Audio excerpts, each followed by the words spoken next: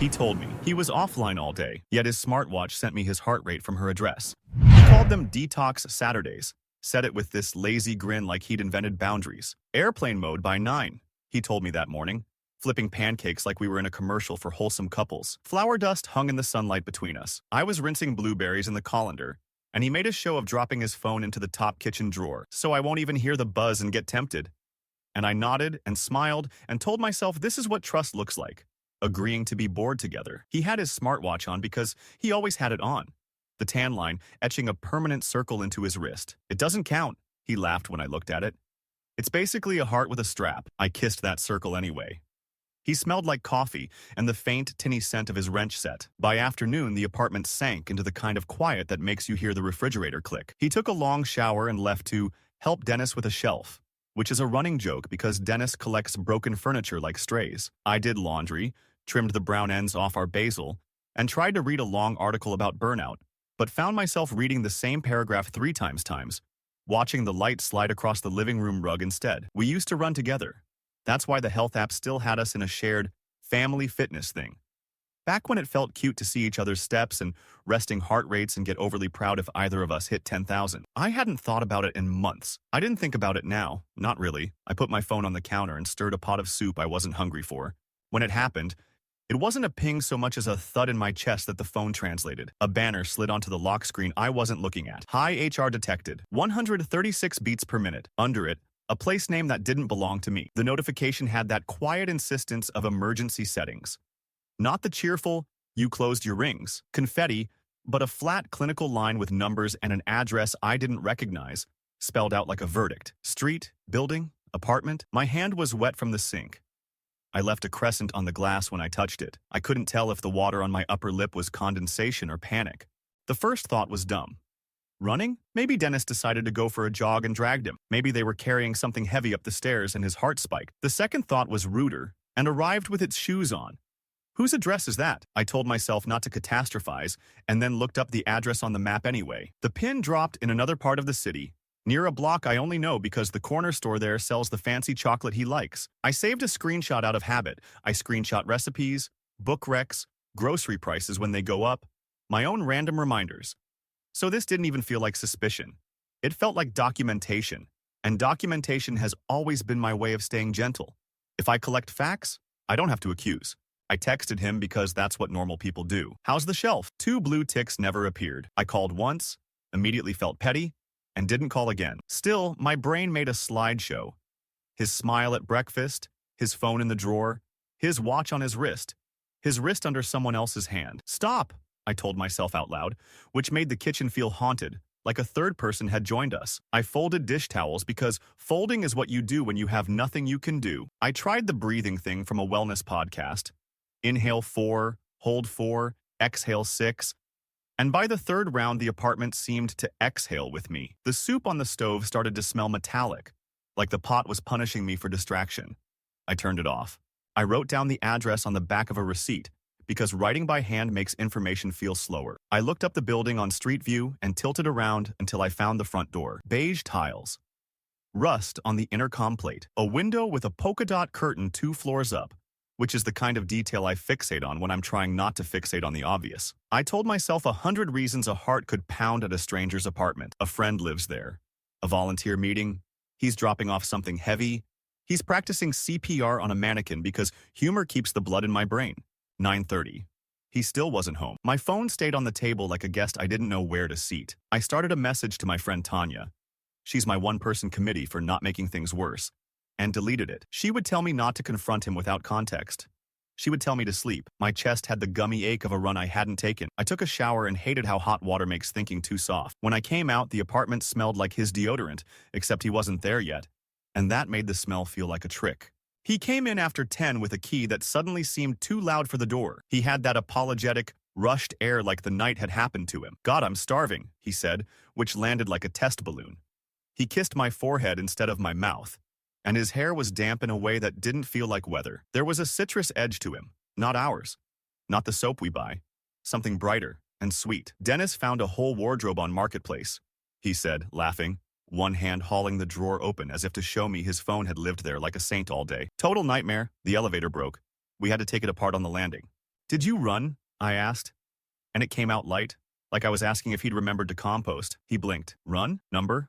Why? I stirred the soup back to life and watched him watch me. My chest did the treacherous thing of wanting to believe him because believing is warm and arguing is cold. No reason, I said, and finally opened the text thread and typed, then didn't send, then erased. He peeled off his watch and set it on the charger. The charger made a soft, magnetic click. My stomach flipped because I knew that sound and I had, earlier, imagined it attached to someone else's nightstand. I was mad at my imagination for being accurate.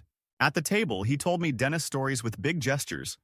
Too big, the way people perform for strangers. He reached for the salt and I saw a faint line on his wrist where the watch had pressed all day, which is nothing, and also everything if you let it. I told him about the basil, and he said he loved how I noticed plants. He used the word sanctuary for our living room, and I wanted to say an address I'd memorized into my mouth. He asked, "What?" Because you can hear it when someone bites down on a sentence that hard.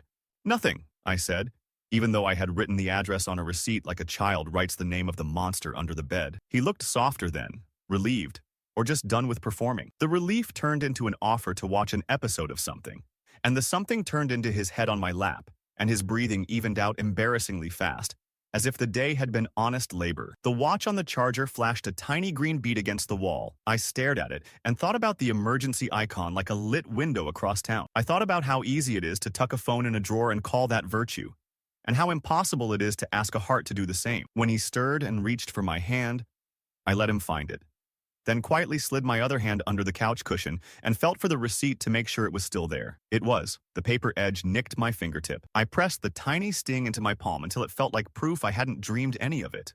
The next morning I woke up with my jaw tight, like I had clenched it all night, and the first thing I did was check my phone even though there was nothing to check. No new notifications, no repeat emergency alerts, just the single scar of that one screenshot staring back at me from the photo roll. He was still asleep, breathing in that even rhythm that used to make me feel safe, and now felt like a trick his body was playing. The watch sat on the charger, blinking green like an innocent toy. I wanted to fling it off the nightstand. Instead, I slid out of bed and opened my laptop, told myself it was just to answer a few work emails.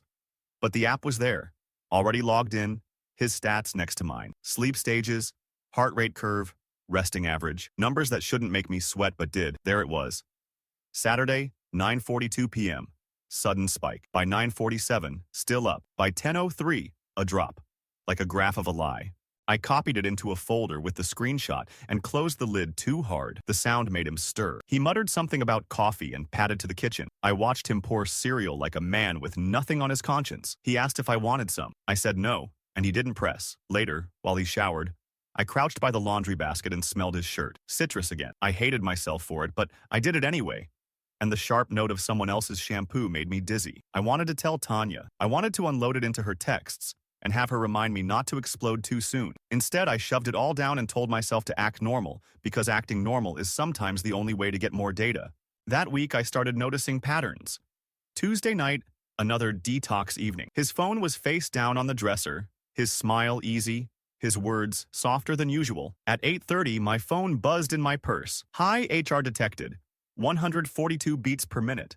The same address. My hands shook so badly I nearly dropped it. He was supposedly at the hardware store with Dennis. I didn't confront him. I just took another screenshot, tucked it into the folder like a pressed flower. Later, I lay next to him while he slept and scrolled back through the logs. Saturday, Tuesday, little pulses of truth lined up like a Morse code I wasn't supposed to read. My stomach nodded in a new way. Not fear, but anger, trying on its shoes. By Thursday, I couldn't hold it in anymore. I called Tanya and told her the whole chain. She listened, didn't gasp, didn't laugh, just said, document everything. Don't accuse. Patterns matter more than outbursts. I told her about the citrus scent, about the Wi-Fi list showing Marina_5G when I checked the watch settings, a network name I didn't recognize but one that made my chest hum like I did. Find out who Marina is, Tanya said flatly. Then you'll know if you're crazy or clairvoyant. I promised I'd try, though just saying the name out loud felt like inviting a ghost into the room. The next clue arrived almost by accident. Friday night, I ran into Kirill outside the supermarket. He was Marina's ex. I knew that vaguely from local gossip, the kind you file away without thinking you'll ever need it. He was smoking like he always does, bitterness clouding around him. Haven't seen you in ages, he said. Then, without prompting, you should watch out for that one, Marina.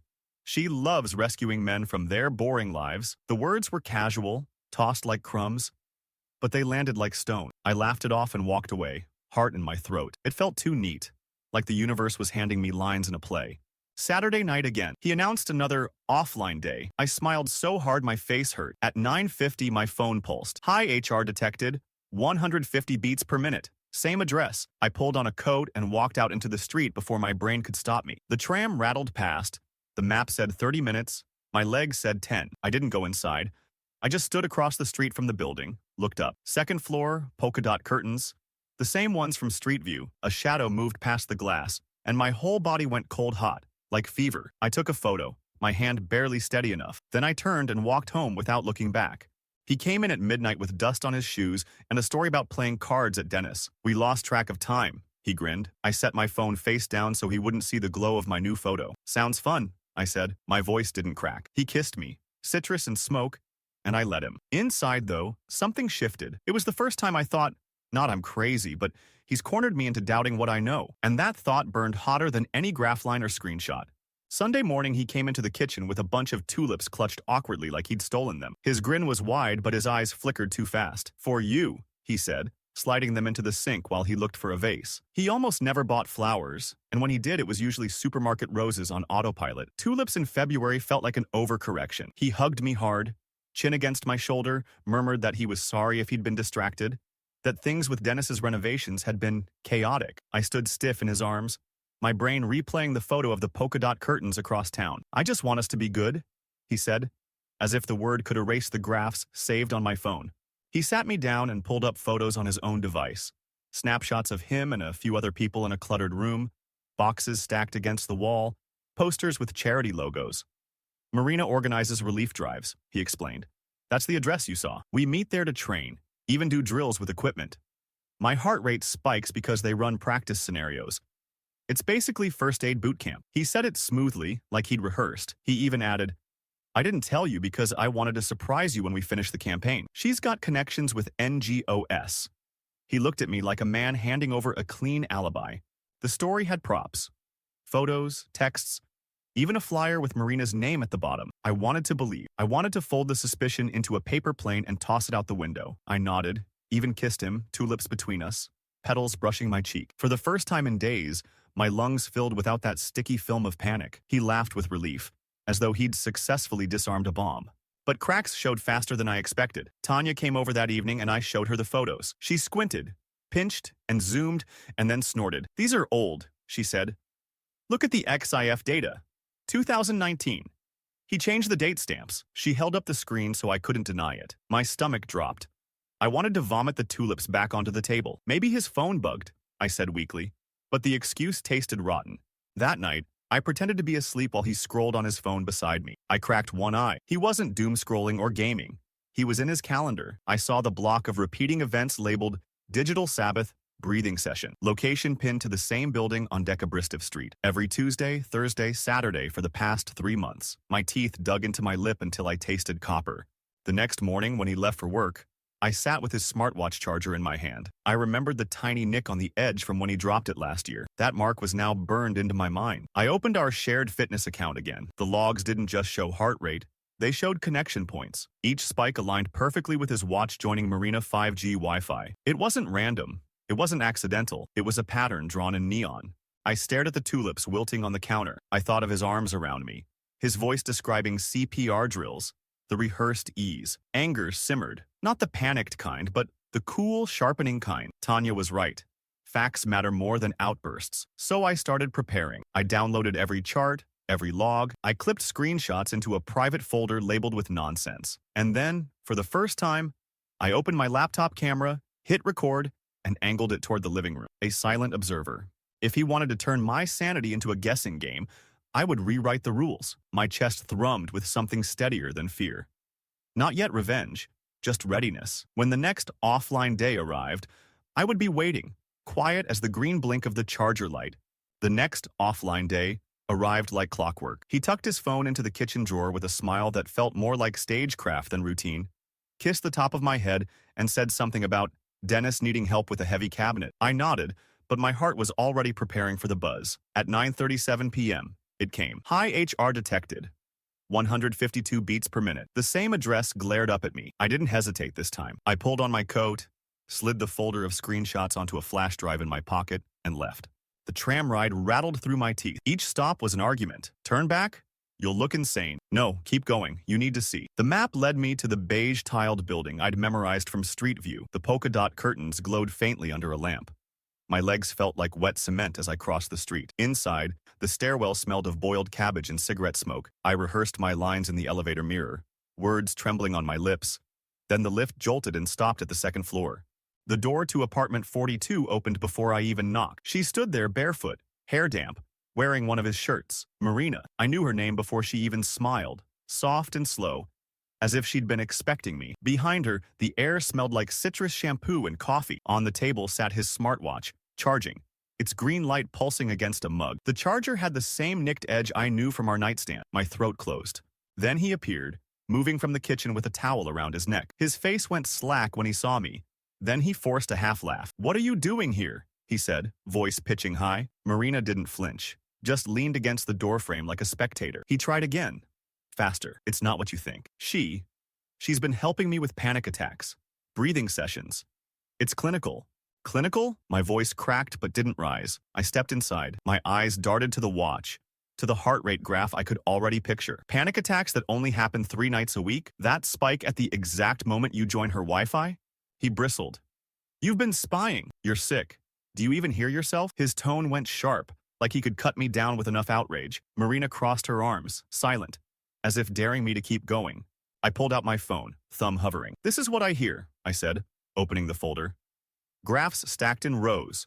Peaks at 9:40, 10:15, 11:03. Screenshots of emergency alerts, maps with that same pin. And then the photo I'd taken from across the street, the curtain with its cheerful dots glowing like a flag. I tilted the screen toward him. His jaw clenched so tight I thought he might break a tooth. "You think data means truth?" he snapped. "You're obsessed. You're destroying us with your paranoia." His voice rose until it bounced off the walls, until the neighbors would have to hear. But the louder he got, the calmer I became. I slid the flash drive onto their table, next to the mug and the watch. "That's everything," I said quietly. "The whole timeline, in case you ever wonder why this ends." For the first time, his bluster faltered. Marina shifted, finally speaking. "Maybe you should go," she told me gently, like she was dismissing a child. But I was already moving toward the door, my pulse steady in a way his never would be again. I didn't slam it. I just left. The click of the latch sounding like a full stop at the end of a sentence I had been writing for months. Outside, the night air hit me hard, and for a moment I thought I might collapse. But my phone buzzed in my pocket, vibrating against my ribs like a reminder. I pulled it out. Another alert had come through, almost mocking. "High HR detected. 154 beats per minute. The same address." For once, it wasn't my panic that surged. It was his. I didn't sleep that night. I lay on Tanya's couch, staring at the uneven ceiling paint, while the city exhaled outside the window. The folder of screenshots was backed up 3 different ways, the flash drive left behind like a calling card in their apartment. My chest hurt. Not from fear anymore, but from the hollowness after a storm passes. Tanya shuffled out in her robe at 3 a.m., poured 2 glasses of water, and didn't ask questions, just sat beside me until the silence steadied. The next days blurred. He called, of course. First, short, clipped messages. "We need to talk." Then longer, spilling apologies into paragraphs, explaining, rewriting, begging. It was a stupid mistake. "You don't understand what she means to the community." I panicked, that's all it was. Each new excuse contradicted the last, like he was throwing darts in the dark hoping one would land. I muted him, but he didn't stop. He sent voice notes at 2 a.m., his voice cracked and desperate. I didn't play them through. Then came the shift. His words sharpened, twisted into something uglier. "You think you're so smart with your data, but you violated my privacy. You'll ruin your own reputation if people find out you stalked me." It was half threat, half prayer. And it almost worked. I felt the shame crawl up my throat. Had I crossed a line? Was I the villain for collecting receipts from a device we once agreed to share? Tanya cut through my spiral with a single text. "He gave you that access. Don't let him gaslight you into thinking facts are abuse." Still, a seed of fear grew. What if he twisted the story first? What if everyone saw me as the paranoid girlfriend hacking her boyfriend's life? The world likes those stories better. That's when I reached out to a lawyer a friend recommended. A woman named Olga who spoke like every word was a scalpel. She skimmed the evidence I'd gathered and said simply, "You had consent, shared health data. He can't retroactively criminalize you for noticing patterns. Recordings of private conversations are trickier, but you're not publishing them. You're protecting yourself. Hearing it laid out so cleanly unclenched something in my chest. Meanwhile, Kirill found me on Messenger. He opened with, "Guess you figured it out," then launched into a bitter monologue about Marina, how she thrived on pulling men away from their lives, feeding on their attention, turning drama into her currency. She doesn't even want them long-term, he typed. She just likes proving she can. His words were venom, but they fit the pattern too well to ignore. My skin crawled at the thought that my heartbreak might just be one of her trophies. By midweek, he escalated again, showed up outside my building, shouting my name up at Tanya's window, his voice ragged. He held a plastic bag of groceries like peace offerings. My favorite yogurt, a bottle of wine, the chips he never remembered before. "Please," he called. "Just come down, let's fix this." I stayed behind the curtain, heart hammering, while Tanya threatened to call the police. He eventually dropped the bag on the doorstep and left. When I opened it later, the tulips were back. Another bouquet, stems crushed from his grip. I threw them out without smelling them. That night, I wrote everything down in one long document. Every alert, every screenshot, every conversation, every citrus-scented shirt. Not because I planned to post it or send it, but because the act of writing turned chaos into order. My hands trembled less when the timeline stretched out in clean black lines. And at the end, I wrote one sentence I hadn't admitted until then. I don't want him back. The words scared me and freed me at the same time. Still, he managed one more move. A carefully crafted email, not frantic this time, but calculated. "We can end this gracefully if you meet me once more. No drama. Just closure." He even wrote, "I think you owe me that much after everything." Tanya swore I didn't owe him anything. Olga warned me not to go without precautions. But something in me wanted to hear the final version of his story, face to face, so I could close the file in my head. I typed a reply with 3 words, one last time. The meeting was set for Saturday noon, at a coffee shop near the park. Neutral ground, public, bright daylight. As I clicked send, a chill crawled down my spine. It felt less like scheduling coffee and more like setting a stage for the last act of a play I never auditioned for. Saturday arrived sharp and cold, the kind of morning where the air feels too clean, like it wants to burn something out of you. I got there 10 minutes early, sat at a corner table with my back to the wall. My palms sweated against the mug I didn't drink from. When he walked in, he looked too polished. Fresh haircut, clean shirt.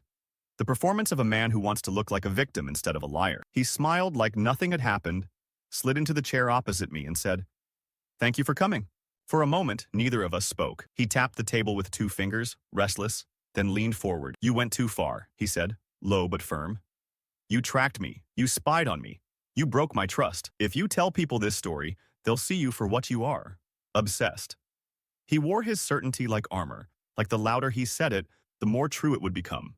I let him finish, let him lean back with that smug exhale. Then I pulled my phone out, unlocked it, and slid it across the table. On the screen was an email from the watch manufacturer, dated months ago, confirming the emergency share setup he had initiated, his own request to send me alerts if his heart rate spiked, his signature in the confirmation line. "This wasn't spying," I said quietly. "It was you asking me to care." His jaw twitched. The first crack. I didn't gloat. I opened the next file. The hotel receipt, forwarded to me by the night manager I'd called 3 weeks earlier, stamped with his name and Marina's on the same bill. The date matched perfectly with one of those 150 beats per minute peaks. I placed a printed copy between us. "You weren't at Dennis's. You weren't at a volunteer meeting. You were here." He went pale, then red, anger clawing for the surface. But before he could speak, my phone buzzed. A message from Kirill. I almost didn't open it, but instinct pushed me. It was a forwarded text thread. Marina's phone. Her words. Lines like, "Make sure the watch connects to my Wi-Fi tonight and she'll see the spike and finally back off." I held the screen up so he could see. "She wasn't just with you," I said. "She was using you, making sure I got the alert so I'd break up with you myself. That's why the timing was always perfect. It wasn't an accident. It was engineered." For the first time, he looked small. Not guilty, not apologetic, just lost. Like someone who realized he wasn't even the main character in his own scheme. His lips parted, but no words came. I slipped the phone back into my bag. "I'm done," I said simply. I didn't shout, didn't cry. "You don't get to spin this anymore. You don't get to call me paranoid. You wanted a detox? Here it is. Detox from you." I stood, left the untouched coffee behind, and walked out. The air outside felt different. Thin and sharp in my lungs. My hands shook, but not from fear. More like the tremor after a sprint. 3 months later, I ran my first half marathon. I wore his old watch on my wrist, but the sharing was turned off. No one else could see my stats. No one else could read my heart. At the finish line, sweat in my eyes, the device buzzed with my own pulse. 173 beats per minute. For once, it didn't scare me. It felt like proof of life. Mine alone.